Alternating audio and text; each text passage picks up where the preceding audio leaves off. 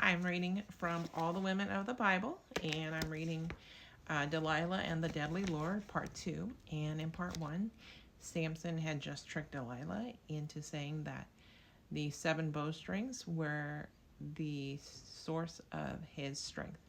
So now in Part 2, let's see what he tells her.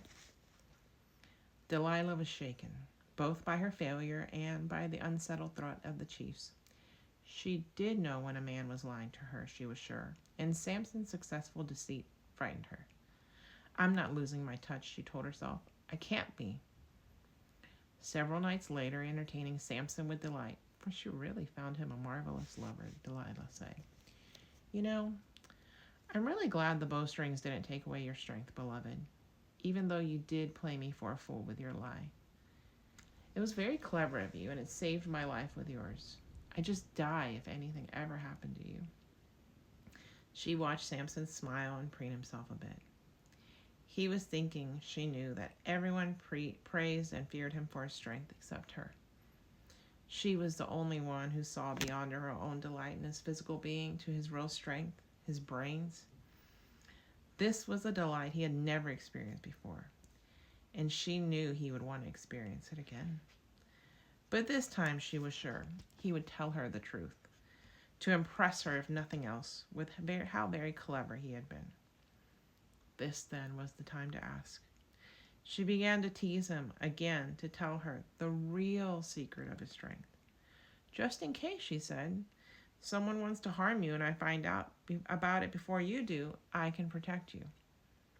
At that he laughed. Not to worry, sweet thing, he said confidently. That will never happen.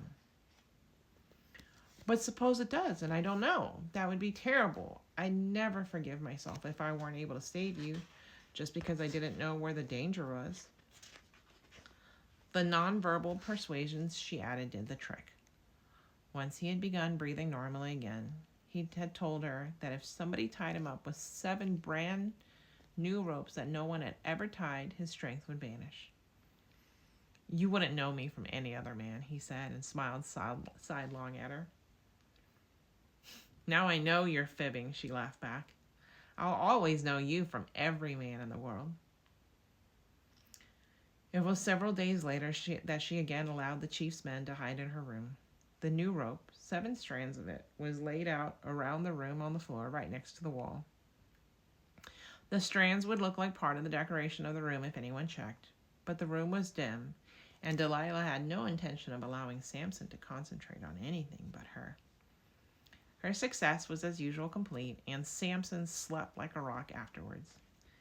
Nimbly, she tied his limbs with the new rope, doubling the knots. She thought about dampening them with water, but decided the risk of wakening her lover was too great. Besides, she reflected, it's the new rope that will steal his strength, not the knots.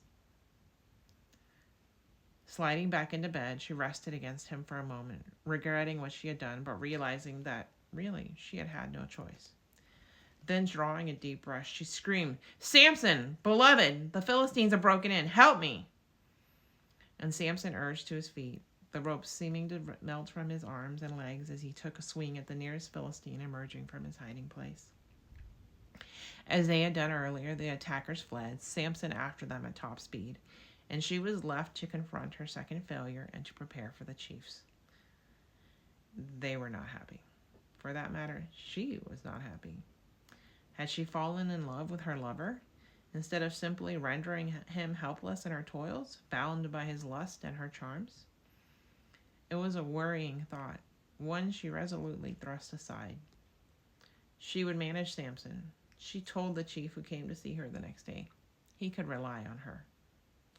You'd better was all he said, but she got the message. Time was running out, and so was her credit.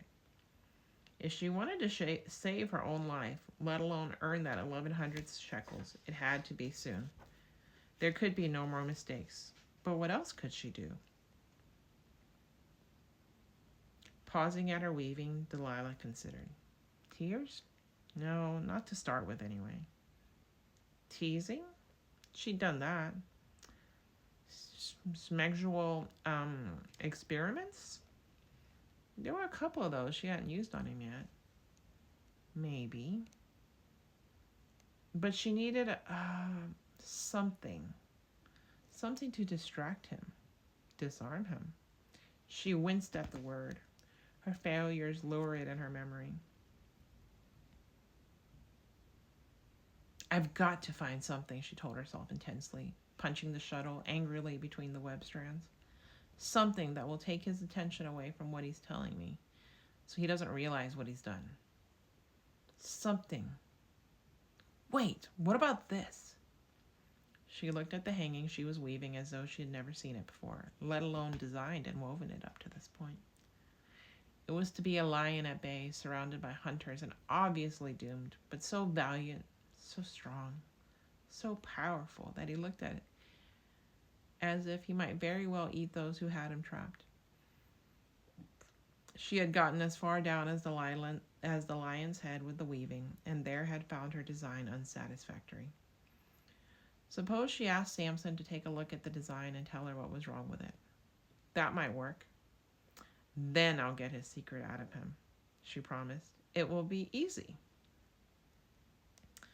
I'm going to stop here, and we're going to go to part 3, and we're going to finish this story. There's still a couple of pages, and I hope you've enjoyed it up to this far, and I'll see you in part 3.